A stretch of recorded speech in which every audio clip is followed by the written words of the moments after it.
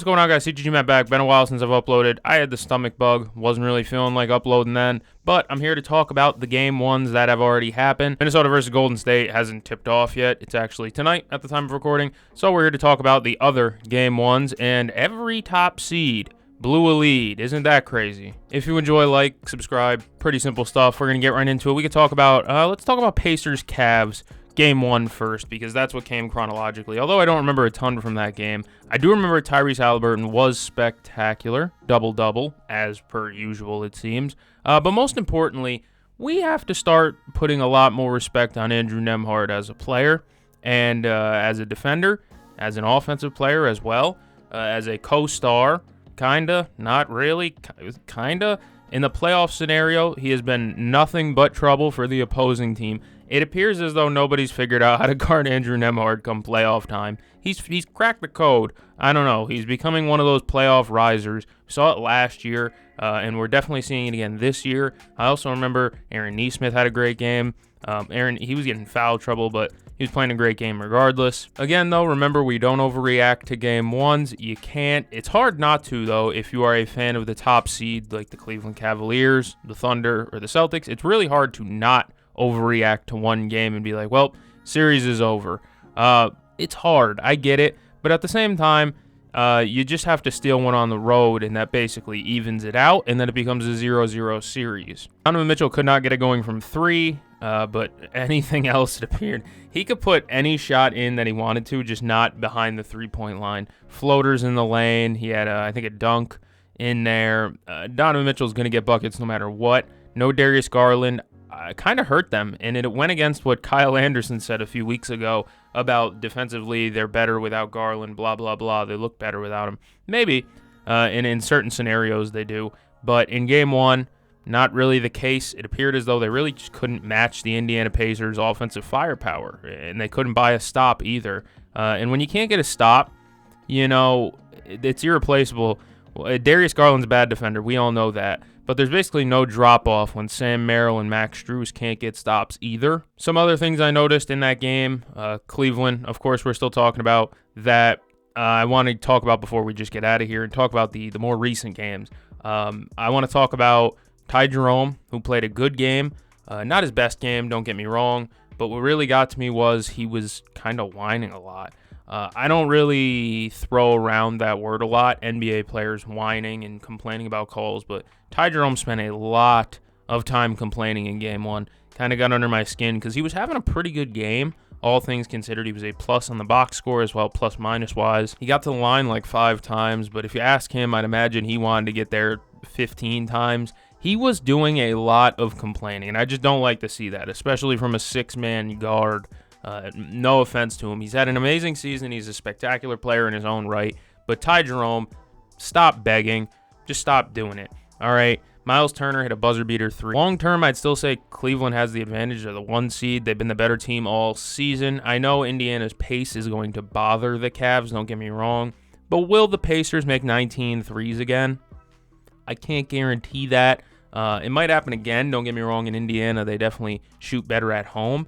But at the same time, 19 threes is one of those numbers where it's like, damn, I don't know. Cleveland really shouldn't have been in that game, considering 19 3-point makes is quite a lot. Some other things I really liked from Cleveland as well was they were able to turn over the Pacers a lot, which is necessary because their offense is so high-powered and so fast. You have to force them into turnovers and make them play defense, I guess, even more, and get them in a half court and stop their transition game. And Cleveland did a very good job of that, and they forced turnovers to get them easy looks as well. I expect the Cavs to still win the series. I think everyone does.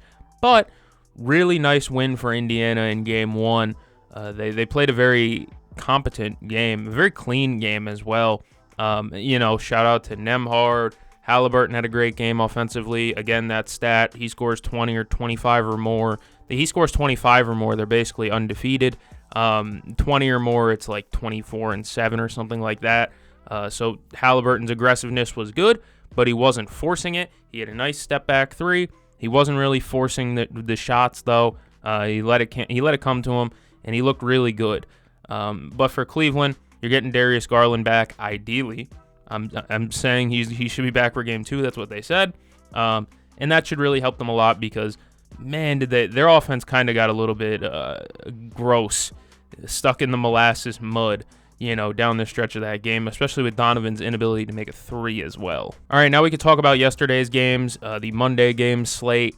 I want to talk about the last game first. I know chronologically the Celtics game came first, obviously, but I want to talk about the Denver versus OKC game first from the Monday slate. Let me come right out and say it. If you're a fan of playoff basketball, this was a fun game to watch, but it didn't feel like playoff basketball to me. Neither one of yesterday's games did by how they were officiated. A lot of free throws, a ton of them. The OKC fans chanting free throw merchant to Jokic, give me a goddamn break. Please, for Christ's sake, stop the nonsense with that. But OKC still should have won this game. They got a stinker from Lou Dort. They got a kind of a stinker from Shea as well. I know the box score would indicate Shea had a good game, but his impact on the floor, he really wasn't doing much. This whole playoffs, I've noticed a consistent trend of free throws essentially losing teams' games. Of course, that didn't work out in the first game of yesterday's slate, but in the back half of this one, OKC missed a ton of free throws. Chet missing back-to-back late, like really late, like 10 seconds left in the game, up one late. That rebound hitting the ground scared the hell out of me. I was like, oh, man, Thunder are going to steal the rebound and win that game. No, it didn't. Christian Brown picked it up, got it to Russ. Russ had an incredible game yesterday. Of course, he missed a big three late. Made it up. Of course, the end of the game is what everyone's going to talk about. Mark Daigneault deciding to foul late.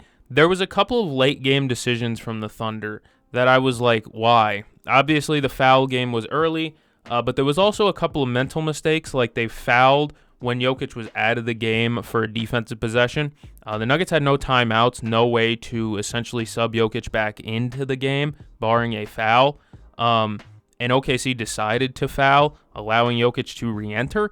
Now, of course, Jokic didn't hit the game winner or anything, but he did hit a big three over Hartenstein late. However, that's an absolute mental error, in my opinion. I know you're trying to essentially make it a free throw game and say, hey, you can make your two free throws because we're going to make our two free throws. But allowing Jokic to re-enter was definitely something that I didn't agree with. If I'm Mark Daigneault, I don't think I want to do that. Simply because if I could take their best player and the best player maybe in the series off the floor and not allow him to re-enter, you're going to win those minutes 9 times out of 10. I mean, I don't know what the plan there was. There was another one late where Shea caught the inbound pass. It was after they used the timeout, I believe, to advance into the front court. Maybe, I think it was. And Shea got the inbound pass and just went easy for the dunk. And I know you want the free points, and maybe you don't want to risk missing the free throws. I get that, but you could have burned more. He could have burned way more clock there by just dribbling it out or not dunking the damn ball. He's open, very open, and I get it. You want the free points, but it allows for a clock stoppage, and on top of that, it basically elongates the game. That's the interesting part also about fouling when you're up 3 is that you're basically elongating the game, which allows for more variables and more alternative finishes, I guess. And I think that's how we ended up here is that the OKC was just the fouling late thing is a good strategy, but not that early with under the last minute. Not that early. They were fouling 40 seconds. You know what I mean? Like they were fouling very early under that minute mark. And it felt like if you're going to foul up 3, you should be doing it with 15 seconds left, 20 seconds left, not 40. You're just elongating the game and making it more possible for Denver to get back into it because look at what they found. They found Chet Holmgren, 70% free throw shooter. He can't make both. He didn't even make one. In elongating that game and not draining more clock, not allowing Denver to basically play offense and say, hey, we'll live with what you get. What we want is to just burn more clock. I don't know. It's really tough to say whether I would foul or not. I don't think I would have when Jokic was out of the game. That was the worst decision, I think, of the game for them, was allowing Jokic to re-enter the game for no reason. You didn't need to do that. Shout out to Russ for making a great play. Of course, like I said, he missed a big 3 late, but he made it up very well by finding Aaron Gordon on the wing there. And honestly, they were down maybe 6, maybe 7, the Nuggets were, and Aaron Gordon missed a corner 3, and I was like, ooh, that could do them in real quick. But of course, Aaron Gordon redeemed himself, making a game-winning three. That game was just absolutely insane down the stretch. And it was a game where if OKC makes 3 more free throws, they shoot 71% at the line, I believe, yesterday. Not a good percentage. You make 3 more free throws, you win the game. Many variables for OKC that they lost would indicate that they kind of deserved to lose that. I don't want to say they deserved it, but they lost the offensive rebounding battle bad. Aaron Gordon had 7, I believe, offensive rebounds on his own. That's just inexcusable, considering you can run double big and go Hartenstein, Chet. How are you allowing 7 offensive rebounds? That's kind of a disgusting number for one player to put up. And for a team, what the Nuggets have for offensive rebounds? 21. 21 offensive rebounds. They attempted 95 shots. OKC attempted 100, but OKC more does it at a pace. 63 to 43 in the rebounding category. I know a lot of that has to do with OKC just not playing their best game and missing a ton of shots. But getting killed on the glass by 20 is kind of insane. Like, very insane. Russell Westbrook finished that game with a plus-minus of +4. Felt like it should have been more. He had an and one in the fourth quarter, I believe. He screamed at the crowd. He yelled, "And one!" into the crowd, which, man, when Russ is playing well, he's one of the more fun guys to watch just because of how energetic he is and how much passion he shows, how much he really cares. Shout out to Russ, man. He played a spectacular game. Jokic wasn't even really his quote-unquote best self. 42-22. Yeah, not a great game for him, yeah. But he did have a lot of turnovers. He was turning the ball over a ton. But that's what OKC does, man. They're going to turn you over a lot. That's their game plan. The worst part about this for OKC is that it kind of feels like you wasted Alex Caruso's best game of the playoffs, maybe even his best game of the season for them. And I know he got posted up late by Jokic and put in the basket. But Caruso played a fantastic game for them. He was controlled. It felt like it was his game for 3.8 quarters. I don't know. The other 0.2% of the quarter was Aaron Gordon's game because Aaron Gordon was just all around fantastic. He's been so spectacular in these playoffs, and it all has to do with his ability to make a 3. We ain't talking about last year's Aaron Gordon no more where he couldn't buy one. We're talking about 40% shooter Aaron Gordon. That's a big difference for this team, is his ability to shoot, especially when, no offense, your wing depth is reliant on P. Watt, Peyton Watson, and Michael Porter Jr., who neither one could buy a make yesterday. P. Watt hit a 3. I was like, yeah, Peyton. But he wasn't very good either. So I'm not going to sit here and flex the 1-3 P. Watt made like that's an absolute win when he himself was not very good. He had a nice block on Shea. But overall, with their wings not being able to hit a shot and Porter and Watson, you needed somebody to step up and be able to make a damn shot from 3. And it's been Aaron Gordon in these playoffs, and he's played hero twice now. Absolutely insane that Aaron Gordon has been maybe the second best player on the Nuggets in this playoff run. I think he might be the second best player on the Nuggets in the playoff run. Tell me down in the comments, Nuggets fans, is AG your second best player now? It's either AG or Russ. Russ is too in and out, though. Aaron Gordon's been spectacular this whole playoff series. I mean, 22 and 14, 7 offensive rebounds. That's just nuts to me, man. He had a spectacular game. Okay, now do you want to hear a grown man get mad about a basketball game? Because we're here to talk about the Celtics game right now. Absolutely pathetic display by the Boston Celtics yesterday. Many times in this game, I questioned their shot selection. Even when they were falling, they went up by 20, and they got some open looks, but a lot of them were like, I don't like that shot, even if it's going in. And I know the Missoula ball system praised the three-point shot. Cool. When it's going in, it's fun. But 60 is not fun. What made the Celtics very good last series, and what made Jason Tatum was awful. I don't care what the stat sheet says. He was terrible on every level of the game yesterday. Turned the ball over a lot, pulled up way too many threes, wasn't abusing mismatches, took 0 mid-range shots, I believe, missed a couple of free throws, lazy defense. He had one where I believe it was Precious on a run-out dunk, and Tatum just fouled him for no fucking reason.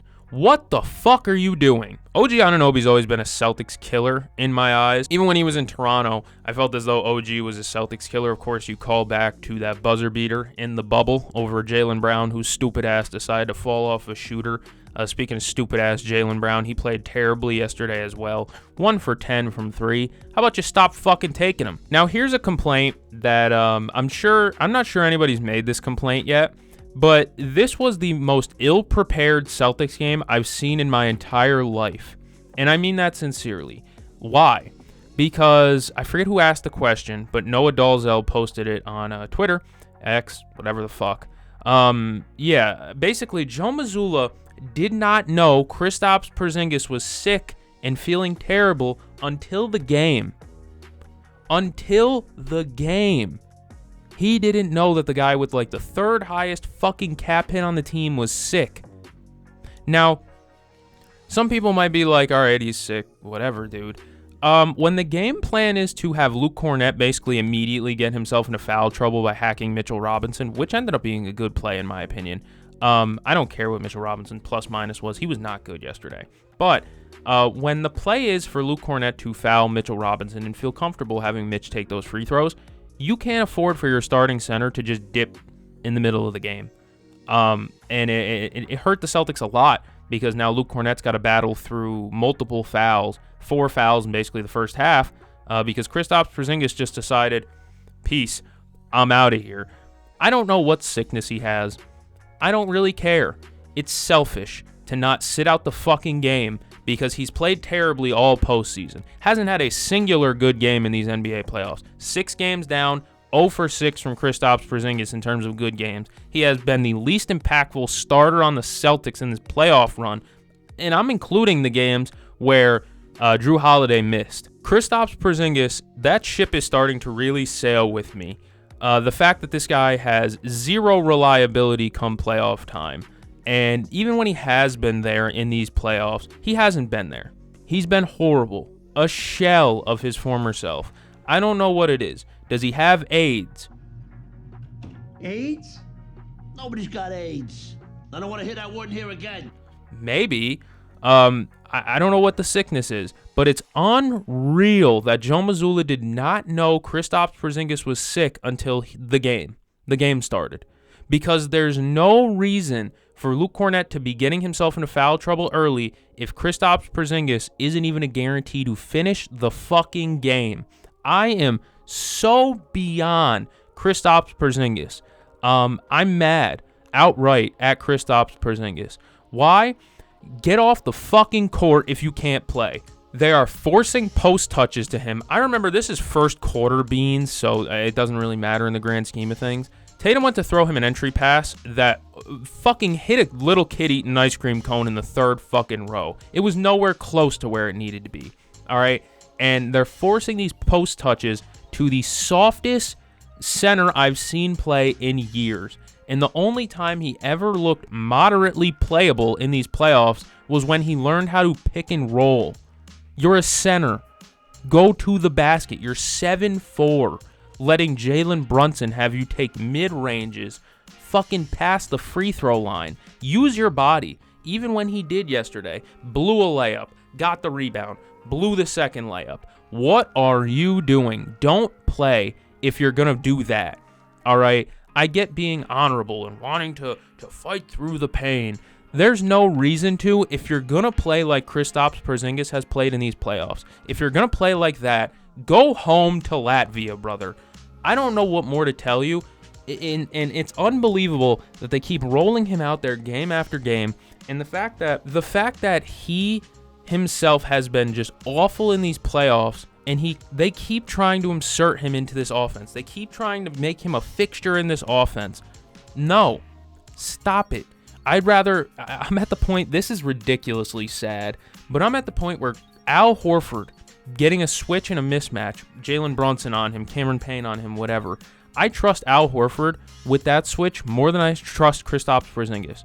And Al Horford is 40 and has no vertical, and he's not even a 7-footer. Kristaps Porzingis is, 29, 28? He's 7'4", and he's taking mid-ranges. Again, I'm just so sick of trying to force the ball to Kristaps Porzingis when he's just not there.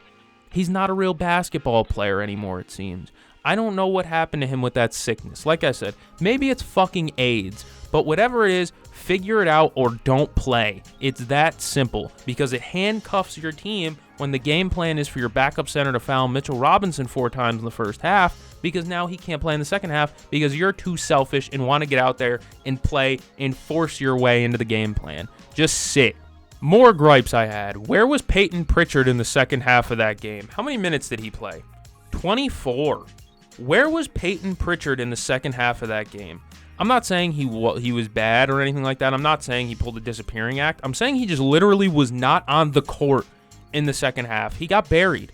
Peyton Pritchard, the sixth man of the year, the guy with the only guy on the bench with a plus minus above 0, didn't even get second half PT, it didn't feel like. And he was instant offense. He was the only guy who was hitting threes. And the only reason I'm so damn frustrated about this game, if I'm being honest, is because so many things went right for the Celtics yesterday. Offensive rebounding, they won. They were getting all the offensive rebounds. Luke Cornett had 4 himself. Al Horford had 3. Holiday had 5. Porzingis had 4. He had 4 offensive rebounds and 0 points. What are you doing when you catch that ball in the lane under the basket on an offensive? What are you doing with it? The Knicks shot 17 of 31 from the line. That's 54.8%. And you lost that game. I know the series ain't over. I know I'm sounding like a fucking doomer right now. I don't care. It's annoying. All right, 60 3-point attempts. 60. What made Jason Tatum, I think I already said it before, but the thing that is so annoying is what made Jason Tatum play his best series I've ever seen out of Jason Tatum last round against Orlando was the fact that he wasn't hitting his threes all the time. He was getting to the lane, getting fouled, getting to the free throw line, hitting mid-range shots. I can't believe I'm saying I missed the Jason Tatum mid-range again, because there was a point in time, 2020, 2019, where I was saying he needs to stop taking that damn shot. And now we're at the point where I'm saying if he doesn't take that shot, he's damn near unplayable, it feels like. Jason Tatum, 6 assists, 5 turnovers. I don't even care about the 23 and 16. This was the worst game I've seen out of Jason Tatum. Maybe since, I don't know, 2 playoffs ago. I don't know. Even last playoffs, his bad games were still net positives. Yesterday was a game where he was a net negative in every regard. Much props to the Knicks down the stretch because a couple of players did things really right for them. Mikal Bridges was awful for 80% of the game, but he had 7 assists and he had the game-winning steal. Although, another gripe I have with the Celtics, that last possession where there was 0.6, 0.8 left, whatever, Al Horford was wide open on the inbound. Like wide open. I know it's a cross-court pass, a little bit dangerous. There's 0.6 seconds left. Realistically, a turnover isn't even going to lose you the game there. But instead you force it to Jason Tatum, who has to basically, I don't even know why he turned to shoot it. At that point, the way that he caught it with his back to the fucking basket on the baseline, he might as well have just gone over the shoulder like, who was that? It wasn't Prigioni who threw it over his head. Who was that? I'm trying to remember what that clip was. I think he was on the Knicks at that time, too. Who was that? That's not important right now. But the Knicks did a lot of things right down the stretch. But this is such a fucking demoralizing loss for the Celtics. Embarrassing. And, yeah, I'm going to be honest with you. Sam Hauser can't play. He can't. I'm so glad there's going to be changes with this roster come summertime because I can't keep watching it. Sam Hauser can't play. Kristaps Porzingis is consistently unreliable. Consistently unreliable is a hell of a terminology, but that's what I'm saying about him. I don't know. Jason Tatum was beyond bad. Derek White wasn't good either. The only real net positives, I'd say, for the Celtics were Peyton Pritchard and Drew Holiday. That's about it. Al Horford, what'd he shoot from 3? 1 of 5. Hell yeah, Sniper Al. He had some good defensive possessions on Cat. But a couple of things that also irritated me, Celtics deciding to not get downhill and not force Karl Anthony Towns into foul trouble because he had fucking 4 fouls in the first half, and they still decided to not go down into the basket and get a layup. They had lanes that they just didn't drive through. Tatum saying, I think we took too many threes late. Thanks for figuring that one out now, you dumb fuck. The title of the video is Overreacting to Game 1s, and hell yeah, I'm overreacting to this Game 1. Why? Because it's an embarrassing fucking loss, and I'm so tired of it. 63-point attempts is beyond egregious. Joe Mazzulla not using his timeouts. Once again, that's just a Joe Mazzulla-ism. He's just sitting there chewing gum watching the game like me and you, just out there for the vibes and to threaten to kick somebody. I don't even know what he does. I don't know, man. It's annoying. I still think the Celtics win this series, but if I'm being honest, they have no depth.